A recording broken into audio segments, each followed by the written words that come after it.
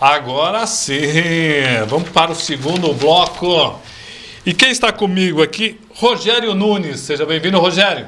Muito prazer, muito obrigado. Eu agradeço o agradecimento ao você, Roberto, pelo convite, ao Daniel, que esteve no bloco anterior, ao mestre Gutenberg também pela oportunidade de estar participando desse programa, né? Para mim é uma novidade, é novo, eu não conhecia ainda, mas já estou sentindo muito o prazer de estar participando aqui. Nossa, estamos muito felizes aqui. Do nosso lado aqui, Gutenberg Lins. Seja bem-vindo, Gutenberg. Muito obrigado, Roberto. Boa noite. Agradecer aí você pelo convite, agradecer toda a sua produção também e agradecer o carinho da sua audiência também. Olha, muita gente nos acompanhando aqui, então, inclusive o Heitor Reis. Cara, o Heitor Reis, viu? Ele é um chefe de cozinha, não é um chefe, ele é um mestre. E ele, para quem gosta de macarrão igual eu, é algo fundamental você conhecer. Ele está ali na Avenida Suplicy. Ele faz um macarrão com franguinho que você é um espetáculo. Eu, inclusive, quinta-feira vou estar lá, com certeza. Eu queria perguntar para o Rogério como é que ele entrou nessa vida de arte, que é uma arte, não? Não, sim, a arte marcial, assim como o mestre Gutenberg, eu acredito que faça parte da vida da gente, né? Alguém perguntar pra gente o que você faria se não fosse praticante de arte marcial, instrutor, professor, acho que a gente não conseguiria ter uma resposta prontamente, né? Sim. Então, assim, eu esse ano estou fazendo 30 anos que eu iniciei na arte marcial, iniciei no Kung Fu também, igual o mestre Gutenberg aqui também, que é da área do Kung Fu. E nesses 30 anos a gente vem acompanhando a mudança que houve, inclusive a gente estava conversando ali nos bastidores e falando sobre essa evolução que teve a arte marcial, que em alguns momentos, infelizmente, ela se perdeu um pouco aquele sentimento que a gente tinha de disciplina, de valor que a arte marcial trazia para a gente no começo.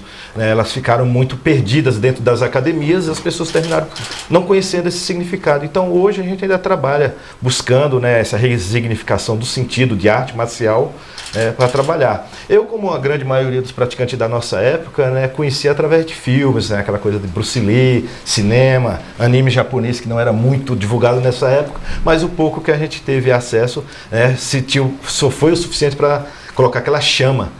E a chama que, graças a Deus, até hoje se perpetua, e a gente até pode trocar de arte marcial, né? Como hoje eu não trabalho mais com o Kung Fu diretamente, a minha arte é um Krav Maga, né? Uma arte marcial israelense, né? Focada em defesa pessoal, mas o amor e o sentimento é o mesmo de há 30 anos atrás, em 92, quando eu iniciei, né? Então a gente tem uma estrada bem longa aí. Gutenberg Lins, como é que entrou, como é que se apaixonou por artes marciais? Como é que foi isso, Gutenberg? Bom, como o mestre Rogério acabou de citar aqui, ele também teve uma certa influência através dos filmes, né? Então, e comigo não foi diferente. Bruce Eu acho Lee? que com a maioria também. Então, acho que a maioria dos praticantes de artes marciais foram influenciados por filmes, né? Como Bruce Lee, Jackie Chan, Jet Li e muitas outras produções Jet aí. Li. Nossa, sim, outros atores como Jean-Claude Van Damme, né? Chuck Norris, Steven Seagal. Enfim, então, na minha infância, eu sempre admirei os filmes de ação e admirei muito a plasticidade da luta em si. Isso me levou a praticar as artes marciais, né? E, como o mestre Rogério falou, também estou atualmente com 30 anos de prática dentro do Kung Fu, essa é a minha especialidade, e há 20 anos eu dedico ao ensino, né? Então, eu já ensinei centenas de crianças, jovens e adultos, ainda continuo ensinando essa arte marcial. E muitos dos meus alunos hoje levam a arte marcial do Kung Fu para a sua filosofia de vida, né? Seja qualquer área que ela vá trabalhar ou atuar profissionalmente, o Kung Fu é uma arte que a gente carrega sempre, em qualquer atividade da nossa vida, né? Então, é um caminho que eu já trilho há 30 anos, procuro passar a minha experiência, transmitir esse conhecimento e que isso sirva de lição para futuros, né, novos jovens aí que vão se dedicar às práticas marciais também. Nos acompanhando, o Marcos Potenza está dando parabéns para o programa. Meu amigo Douglas Maggi, o grande mestre da culinária. Esse é da culinária. O Heitor Reis, parabéns, meu amigo. Sempre com você é o melhor. Opa, tá me elogiando aqui. Sempre trazendo convidados de ponta aqui, né, Heitor? Tavinho Botoni também nos acompanhando. O Vlamiski Vinato também está nos acompanhando. Agradecer a todos vocês, pedindo para vocês também compartilharem isso que é extremamente importante. Eu queria saber o seguinte, tem idade para começar artes marciais? Quer dizer, eu acredito que exercício, botar o corpo para movimentar é sempre importante, principalmente quando vai chegando a idade, porque quando você faz um exercício, uma arte, você ganha até com equilíbrio, né, professor? Não, exatamente, como você falou, assim, uma idade para começar. Não tem nenhuma idade para começar e Não nenhuma tem. idade para terminar. A gente tem pessoas que começam com 3 anos de idade e tem senhores com 90 e poucos anos e ainda praticando. É possível. Porque o maravilhoso da arte marcial é que ela é muitos séculos antes de se virar moda a palavra inclusão, ela já era incluída. Ela já fazia essa inclusão. Você tem treinamento, técnicas, sistemas de artes marciais que vão favorecer desde uma criança, ali que começou a aprender a andar, tem os primeiros movimentos, até uma pessoa de uma idade bem avançada que já não pode ter alguns movimentos. Um exemplo disso é o Tai Chi, né? Sim. A prática do Tai Chi Chuan hoje na China é muito comum, né? Então se vê muitos em documentários, né? Na China, da terceira idade praticando Tai Chi em praças públicas, parques. Então o povo chinês é um povo que cuida muito da sua saúde, tá? Apesar de ser um povo místico dentro da arte marcial, tem uma disciplina que outros países não têm, né? Muito distante da disciplina do nosso país, né? Mas desde muito jovem as crianças já estão praticando Kung Fu e até a idade mais avançada, os chineses estão sempre cuidando da sua saúde através da prática da arte marcial. Eu desconfio que o Brasil seja um dos maiores centros de lutas marciais. Eu não sei, eu tenho essa impressão. Porque tem grandes mestres aqui no Brasil, né? Falaram, como vocês mesmos disseram, acho que dos anos 70 para cá, que tinha até um filme americano chamado Kung Fu, e depois desse veio Jet Li, veio Bruce Lee, veio tanta gente. Parece que isso ficou muito enraizado no brasileiro. Eu me lembro que eu tenho um irmão que lutou judô durante um bom tempo. Olha, eu não sei dizer exatamente com dados hoje, mas alguns anos atrás, fora da China, talvez o Gutenberg consiga confirmar isso para mim, fora da China, o país que mais se tinha praticante de Kung Fu, a gente falando do Kung Fu, é o Brasil. Né? E saindo um pouco do Kung Fu, a gente pensa nas outras artes, por exemplo, o Jiu-Jitsu. O Jiu-Jitsu houve uma época... Taekwondo também, não? Taekwondo, exatamente, virou esporte olímpico e tudo. Ele foi até deixado de lado no Japão uma época o jiu-jitsu, e o Brasil abraçou, e hoje a gente pode até dizer que o Brasil é a terra do jiu-jitsu, né? Sim. E teve também aquelas fases muito marcantes na evolução das artes marciais no caminho do cinema, né? Por exemplo, nós temos na década de 70 os filmes de Bruce Lee, né? Toda a indústria do cinema. Vocês são dublês? Não. Sim, eu sou dublê profissional e também legal. Coordenador de cenas de ação. E falando sobre os filmes, né, década de 70 tivemos aí o auge do Bruce Lee e outros atores asiáticos também. A partir dos anos 80 e 90 tivemos aquela febre dos filmes americanos de kickboxing, né? Verdade. Então a modalidade Full Contact foi muito divulgada, muito difundida na América, né? Então depois disso, aí já veio outras artes marciais, no caso o mestre Rogério citou, né, do caso do Jiu-Jitsu, que os brasileiros, os Gracies, né, já criaram um novo sistema muito mais enraizado, muito mais, né, forte, assim, bem mais visto do que em outros países também. Então, a arte marcial em si vai sempre evoluindo, né? A sua maneira de pensar, de praticar, enfim, e a exposição também, né? Muito, eu acho fantástico, né? Inclusive, eu vi, eu não sei se vocês já tiveram ou se já fizeram esse tipo de trabalho, que as crianças, elas se apaixonam muito por isso, né? E eu tenho um sonho de que essas artes também cheguem às crianças mais carentes, porque na minha memória, um dos pilares fundamentais das artes marciais seria a não violência, professor.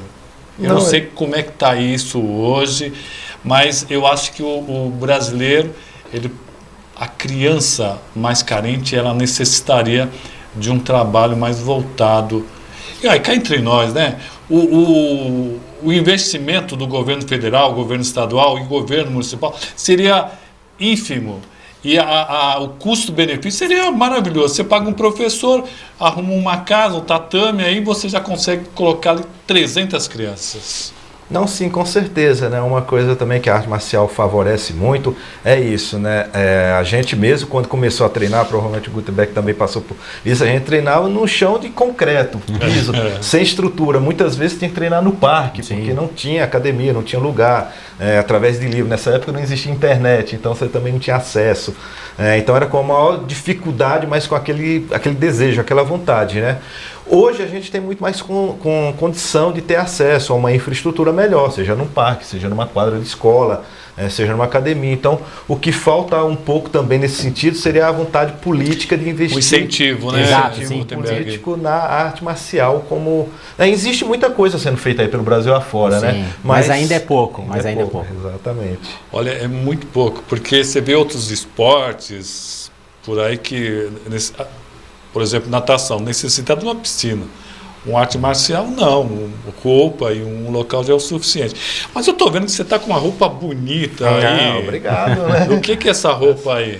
Então, porque como o mestre Gutenberg falou há momentos atrás, né? A arte marcial ele evolui, tudo tem que evoluir. E, o que evoluir fica obsoleto e às vezes vai cair para uma tradição, apenas uma tradição folclórica, né? Como eu falei para você no início, eu iniciei pelo tradicional arte marcial Kung Fu, passei pelo Rendong Gundo, que é uma arte marcial coreana, só de espada, semelhante ao Kendo japonês, que a gente tem a arte marcial dos japoneses, dos samurais. Fiz a instrução também para o yoga também, né? Eu fui fundo na raiz das artes marciais. Isso é legal. Você gostou, você se apaixonou. Exatamente, mesmo. Eu quis conhecer muito. Acho que a minha paixão pelo Kung Fu é quando eu tinha falado aquela área mística que ainda há com a arte marcial. Né? Te faz entender um pouco mais sobre o movimento físico que você vai fazer dentro da arte marcial. E dentro dessa evolução, né, eu me deparei nos últimos anos com o Krav Maga, que é uma arte marcial de defesa, especializada em defesa pessoal, israelense, e como tudo evolui, a arte marcial evoluiu também. Se antigamente a gente usava facão, lança, arco e flecha, a arma da arte marcial moderna seria a arma de fogo que a gente tem hoje, né, dentro de todo o seu instrumentário, seja, né, de conhecimento teórico, prático e a ação mesmo. Então hoje eu também trabalho como instrutor de armamento, né, armamento e tiro, né, e uni o trabalho do Krav Maga, que tem muita raiz com essa parte de armamento e tiro, e o Krav Maga é a defesa pessoal. Inclusive, o trabalho que eu desenvolvo. Você perguntou se a gente era um dublês, mas gostaria. No caso, eu ainda não sou dublê, eu trabalho na equipe do mestre Gutenberg. Fale um pouquinho, por favor, eu gosto muito desse trabalho, eu acho fantástico. Quando você vê um dublê em ação, eu tiro o chapéu, eu gosto muito de ver. Muita gente tem curiosidade sobre o mundo dos dublês, né? E muita gente tem aquela imagem, o dublê ele só vai substituir o ator, que é igual a ele, que é semelhante a ele, é uma cena de alto risco. E não é bem assim. Se você assistir o filme do Rambo, você viu que o Rambo invadiu uma aldeia, ele tá atirando em todo mundo, ele joga uma granada, sai um cara voando pela janela, ele vai, atira, o outro cai do telhado, enfim. Todas essas pessoas que compõem as cenas de ação, que envolvem um certo risco que um ator não faria, são considerados dublês, né? Então são dublês de ação. No caso, por exemplo, temos um ator famoso, temos um ator que ele vai fazer uma cena muito perigosa. Às vezes ele pode até fazer aquela cena, ele tem condições físicas e aquele preparo psicológico também. Mas a produção tem que cuidar que ele não se acidenta. Porque se ele se acidentar, ele vai atrasar toda uma produção custa milhões. Então, é mais fácil você colocar um dublê para substituir ele nessa cena, e ele faz a cena, cai quantas vezes cair. E você sabe cair. É como um goleiro. Sim. Para cair, sim. Se você cair de qualquer jeito, você se lasca todo. Exato. Então, como eu tenho essa formação marcial também, óbvio, depois que eu já tive uma boa experiência dentro da arte marcial, eu entrei no mundo dos dublês. Eu quis realmente trabalhar para a indústria do cinema, fiz 2 cursos e me qualifiquei na área.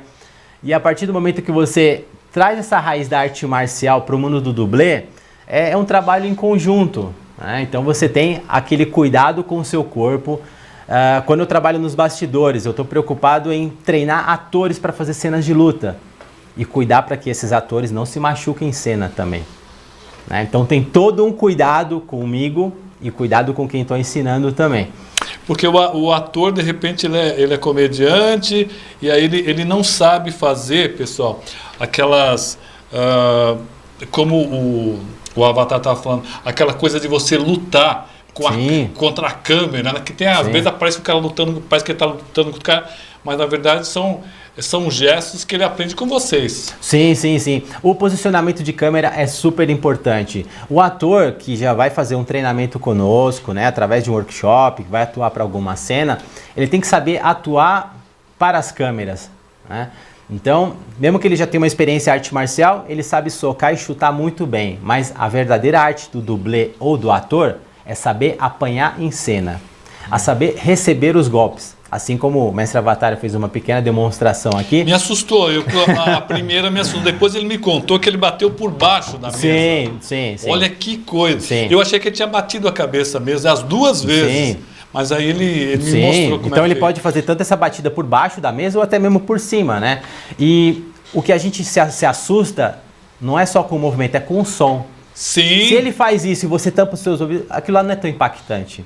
Por isso que quando você assiste um filme, você tá no cinema, aquele som estrondoso ali, quando você vê aquela cena de luta, o cara caiu numa mesa, a cena é impactante, mas o som te marca. Cinema, 50% é visual, 50% é audição. Então isso te impacta, né? Então isso daí são alguns segredos do mundo dos dublês dentro do cinema. Quem está nos acompanhando também é o vereador... Peraí... Está nos acompanhando aqui o Rafa Marques, ele acabou assumindo hoje a Câmara Municipal de Guarulhos, vai ficar lá por 15 dias, agradecer a ele também.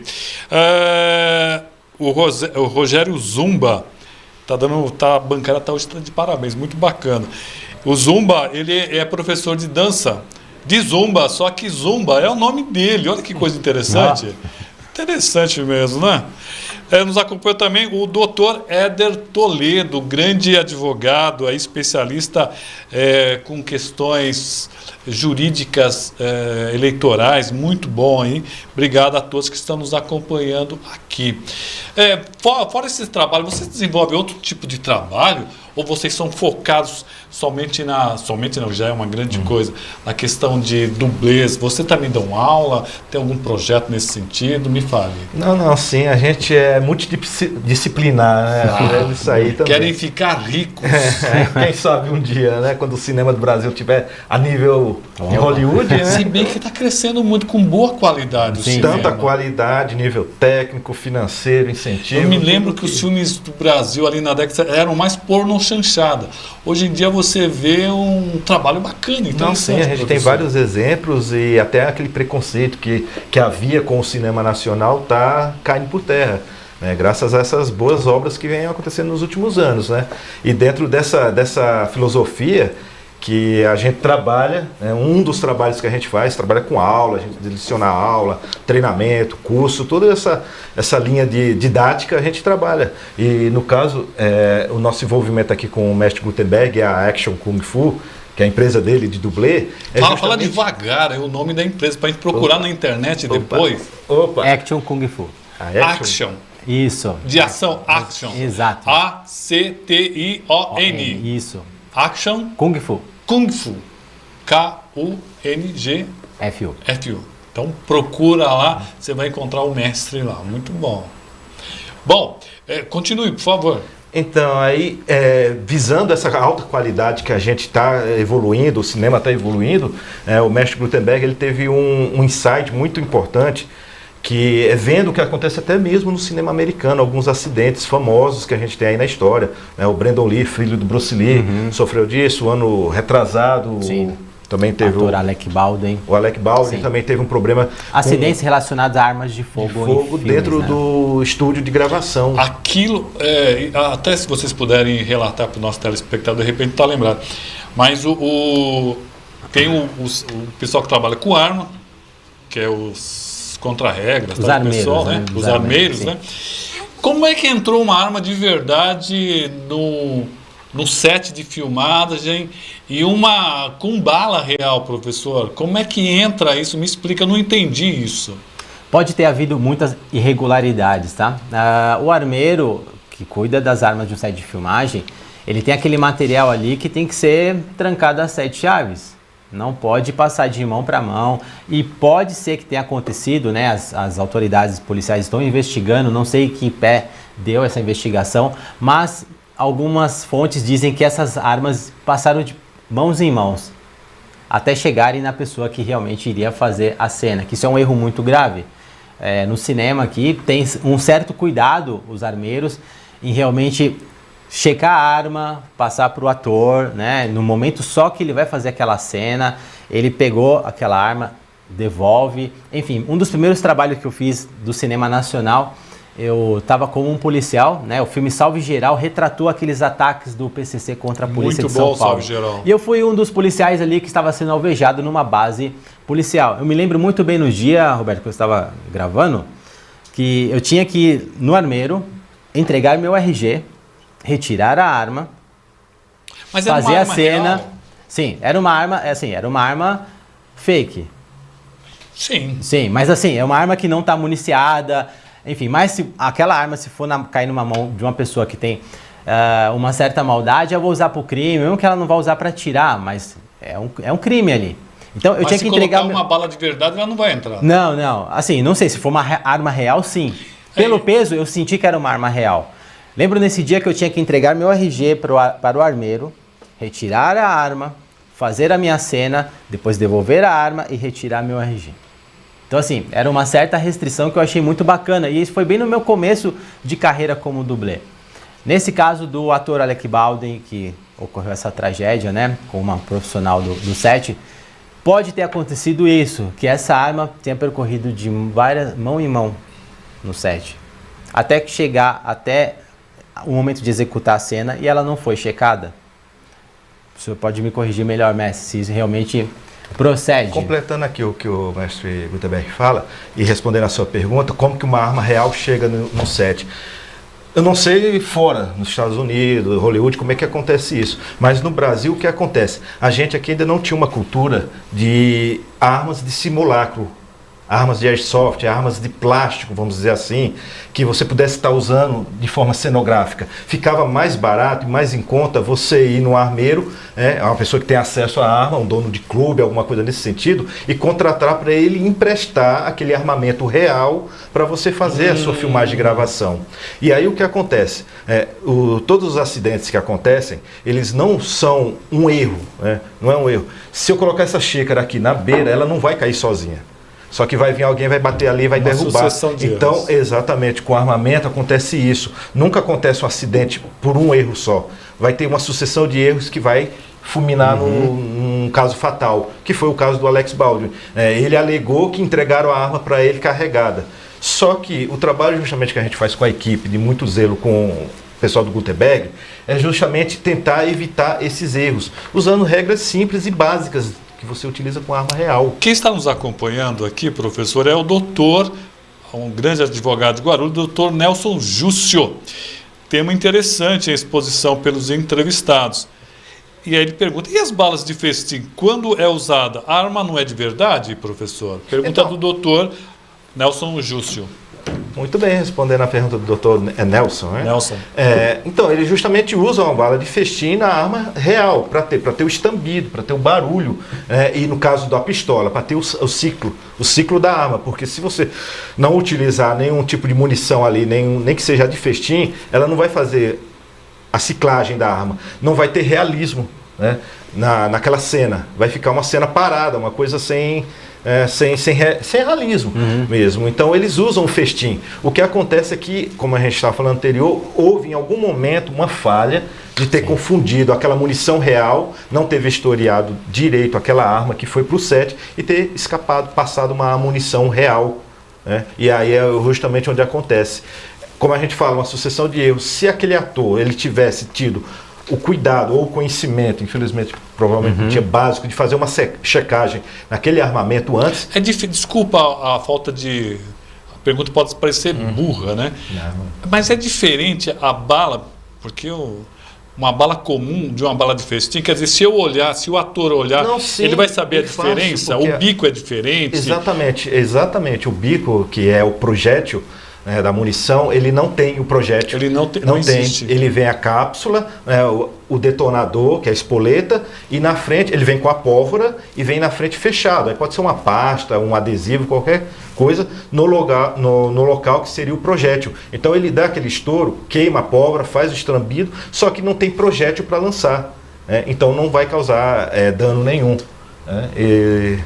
Exatamente só é isso que acontece mesmo. Né? Agora, se numa distração, uma munição real passa, então pode ter um acidente. O que vai o ator ele saber fazer a checagem na hora, né? Porque ele ia falar, ó, essa arma está com a munição real, toma aí de volta E quem quiser falar com o professor Rogério Nunes, como é que acha ele? Então, a gente está aí nas mídias sociais, Instagram, Facebook, colocar Rogério Nunes, Krav Maga, Caveira, Rogério Nunes, instrutor de armamento e tiro, você encontra fácil, né? Ou no nosso... Fala devagar, tá muito rápido, o pessoal não consegue anotar. Vamos repetir devagar aí, professor. Não, instrutor Rogério Nunes. Instrutor Rogério Nunes. Krav Maga Caveira. Eu não entendi. Krav Maga Caveira. Cravo é o nosso Maga método. Caveira. Exatamente. Ou Rogério Nunes, instrutor de armamento e tiro, encontra a gente fácil também. Ou pelo telefone, pelo WhatsApp. Vamos lá. 958 23 23 11. Repete. 958 23 23 11. E se a pessoa quiser falar com o Gutenberg Lins? Bom, podem me achar na rede social Instagram, @GutenbergLinsDublê. Lá tem o direcionamento para o meu site também, tanto o site da minha escola de Kung Fu, onde ministro aula regularmente. Em que bairro que fica? Eu ministro aula no bairro do Paraíso. Estou próximo ao metrô Paraíso. Exatamente. Fácil. Sim, fácil acesso. Ou o site da minha empresa de dublês, www.actionkungfu.com.br. Vocês também dão aulas de dublê? Eu ia falar dublagem, né? Não, dublê. Não, no caso aí é só com o Gutenberg. No caso, eu ministro workshops de coreografias de luta. Lógico que trabalho de luta relacionado à câmera com algumas técnicas de dublês, né? Apesar de eu ser profissional da área, eu não posso formar outros dublês também, né? Então, os outros dublês que trabalham comigo têm assessoria da minha parte também na questão do treinamento, mas aberto ao público, a gente tem uma vivência das artes marciais para cinema, né? Através dos nossos workshops. Muito bem, agradecer a esses dois grandes profissionais aqui. Agradecer ao Lúcio, que acabou trazendo essas pessoas fantásticas. Obrigado, Lúcio. A gente sempre trazendo pessoas diferentes aqui, que tragam alguma coisa de interessante para nós. Então, agradecer ao professor Rogério. Eu que agradeço a oportunidade, muito obrigado, e com certeza isso aqui agrega bastante para o trabalho da gente, tanto para a gente como profissional, como as pessoas que têm curiosidade em conhecer um pouquinho desse trabalho também.